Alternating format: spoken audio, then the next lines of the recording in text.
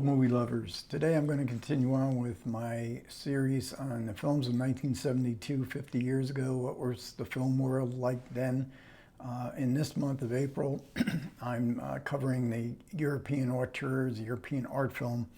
And you don't get more art filming-ish than Ingmar Bergman, and this is his film from 1972, Cries and Whispers. It stars Harriet Andersson. She is on the cover of the Blu-ray release, and it also stars Liv Ullmann and Ingrid Thulin. And these are actresses that have been in many, many Bergman movies. And Harriet Andersson, however, had not appeared in a Bergman movie in almost 10 years, so this was kind of like her return to the fold, as she describes in an interview in the supplements.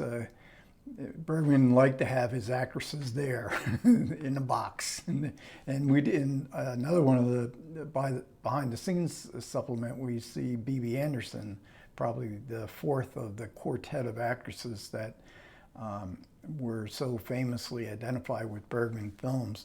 And you get, from this cover and the other pictures, you get an idea of red, and red is the motif of Cries and Whispers. There's red carpets, there's red walls, looks like a crimson red.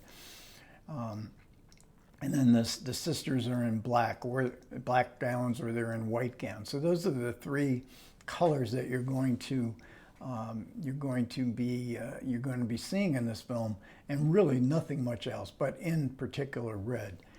So the three sisters are gathered at this manor house. They come from the aristocracy, or at least the wealthy classes, and it's about the turn of the century. And when I say turn of the century, I got to remember we've had another turn of the century, and this is around 1900. And one of the sisters, played by Harriet Andersson, the film opens on her face, and she is dying, and it's a long, agonizing process. And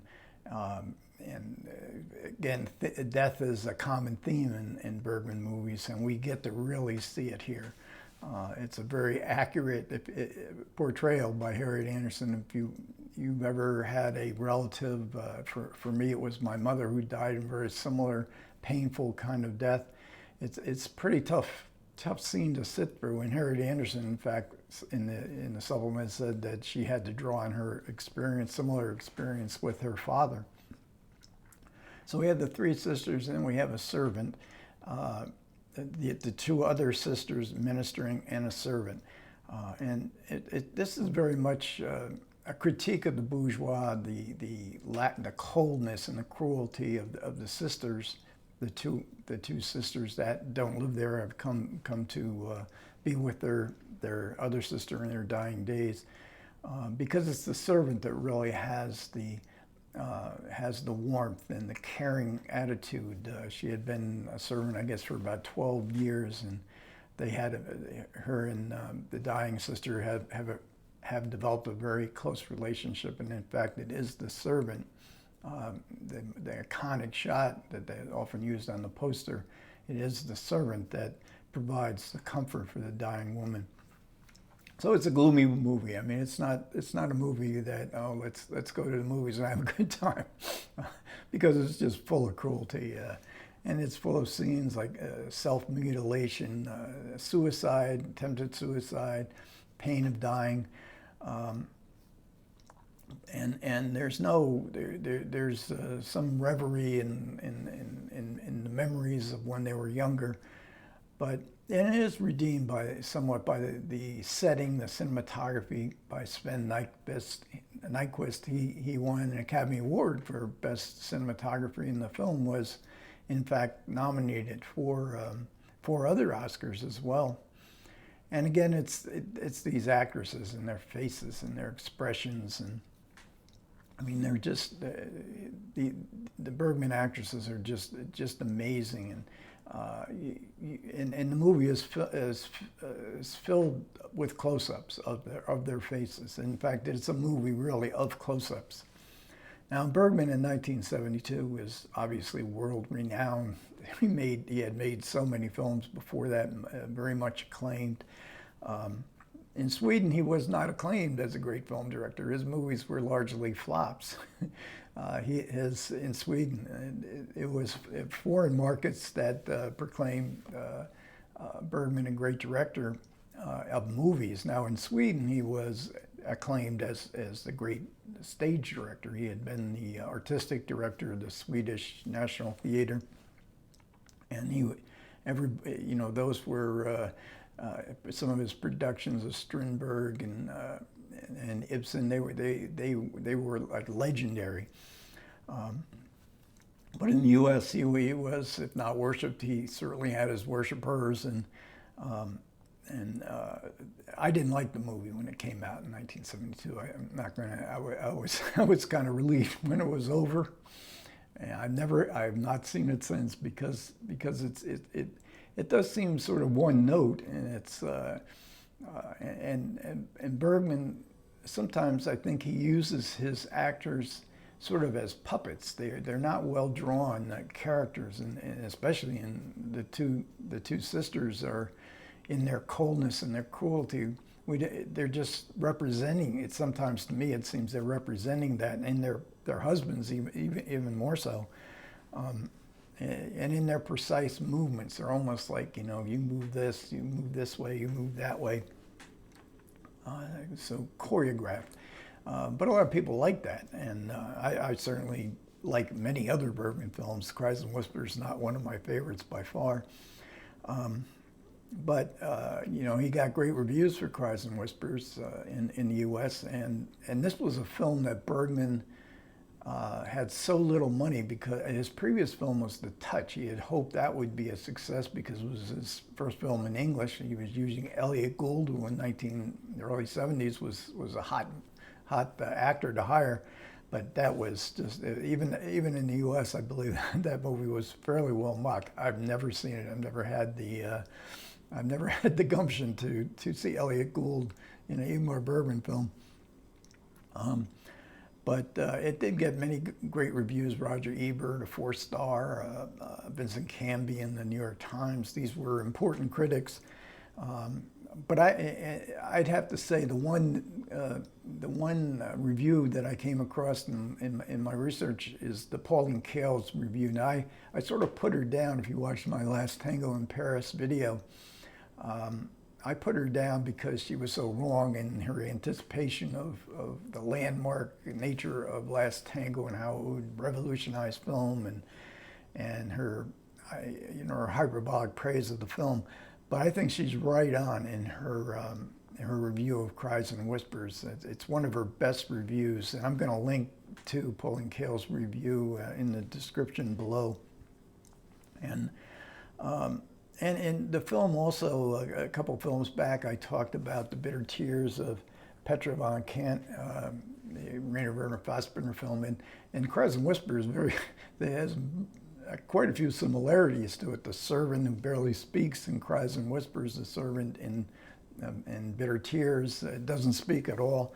There's a lot of cruelty and as well in the Bitter Tears, in this class distinction. But with Fassbinder, there's also, for me at least, there's an exhilaration to it. When it's all over, it seems to come to a point.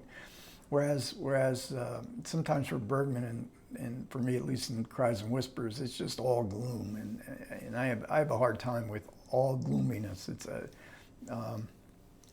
But the one thing about this Criterion release, this has absolutely superb supplements. There's no commentary, but we do get an introduction from Ingmar Bergman. I guess was maybe filmed in the 1990s, and at his own, he lived the last, I guess, 30 years or so on this sparsely populated island of Faro, but he had his own screening room where he watched James Bond movies, by the way.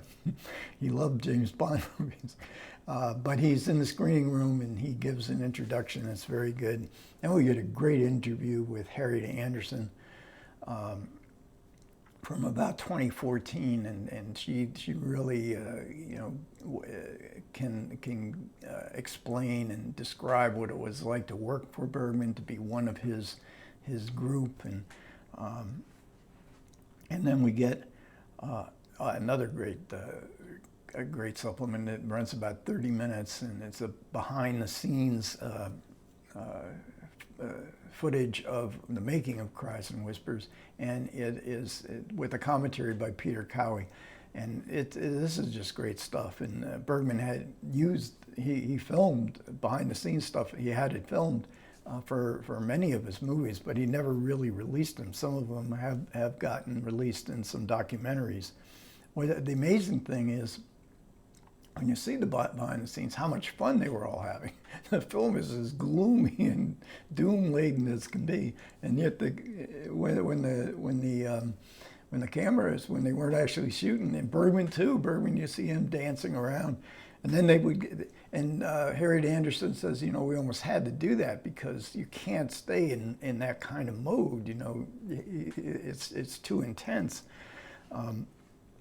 And then another great interview, and this is with Erland Josephson, who's in this movie very briefly playing the doctor and the former lover of one of the sisters, and the doctor who comes to tend to the dying sister. And so it's with Erland Josephson and Ingmar Bergman, filmed I think in 1999. They were both very old men, and they were becoming frail, but they had been friends since the 1930s, and they remained close friends throughout their career and their life. Erland Josephson succeeded Bergman as the artistic director. So all these actresses, and Bergman, Josephson, they were all heavily involved with theater. So this is really, you know, a theatrical approach to cinema, where the performance really is paramount, and you can really appreciate all of Bergman's films along that line. But this interview is really superb because it's a female interviewer, and she spares nothing in going through both of their lives, because Bergman, I don't know how many times he was married, but he had 9 children, both in and out of wedlock, and evidently Erland Josephson had 5 or 6 wives and many kids, and so she takes them up on, you know, how they treated their wives, how they treated their children. They weren't fathers, and they both admit all this. They weren't even there for their children, and Bergman, you know, said that he understood. He had very much a guilty conscience the way his love life and his relationship family-wise was. But so he decided that he couldn't live with the guilt. He just had to, or live with the guilty conscience, and he had to just dedicate his life to his profession, to his career, to become the best director he could possibly be. And now, in later life, he, you know, with all these grandchildren, great-grandchildren, he loves them all. He has very good relationships with them, as does Erland Josephson, who was a similar kind of distant father. And the interview really delves into their feelings. And the one thing with Bergman that's kind of nice is he had all these relationships, and Erland Josephson says there's so much temptation. You fall in love with your leading lady, the director falls in love with, it's just, it seems to become so natural to them.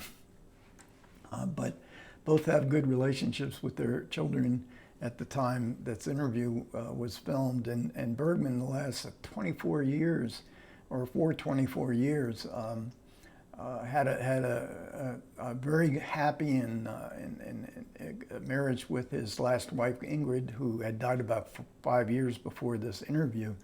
And it's really touching to see Bergman reminisce and how close, and how, you know, his life was sort of redeemed by having this long-term, very intense love of his life. And, you know, he obviously is an old man who lost his wife 5 years before.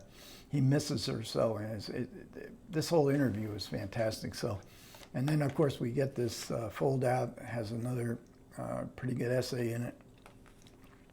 So one more movie to go in the European auteur segment of this 2020 or this 1972 series of films, and that will be Louis Buñuel.